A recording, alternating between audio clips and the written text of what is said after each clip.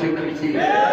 সেজন্যই বাংলাদেশ জামাত ইসলামীর পক্ষ থেকে দাবি উত্থাপিত হয়েছে, আগে আওয়ামী লীগের আমলে যত সব হত্যাকাণ্ড সংঘটিত হয়েছে, সাগর নদী হত্যাকাণ্ড সংঘটিত হয়েছে, আর বিশ্বনাথ একজন জেলার তাকে ওই ছাত্রলীগের ছেলেরা হত্যা করে গোটা দুনিয়াকে জানান দিয়েছে তারা হলো সন্ত্রাসী দল। সুতরাং সমস্ত হত্যাকাণ্ডের বিচার হতে হবে। এরপরে যেখানে যেখানে অসুস্থতা রয়েছে, যে সকল সেক্টরে অসুস্থতা রয়েছে, আওয়ামী লীগের প্রেতাত্মারা তারা গোপনে গোপনে কাজ করে যাচ্ছে, তাদেরও সংস্কার হতে হবে।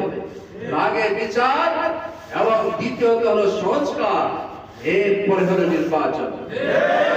আমি ভাইরা, নির্বাচনের ক্ষেত্রে আমরা দাবি করেছি সকল ইসলামী দল যে নির্বাচন জাতীয় সংসদের পূর্বে স্থানীয় নির্বাচন দিতে হবে। কারণ স্থানীয় নির্বাচন করে নির্বাচন কমিশন দেখার যে তার মেরুদণ্ড শক্ত আছে। নিরপেক্ষ নির্বাচন যদি তিনি স্থানীয় নির্বাচন করতে পারেন তাহলে সম্ভব আগামী ত্রয়োদশ জাতীয় সংসদ নির্বাচন করার, ঠিক না?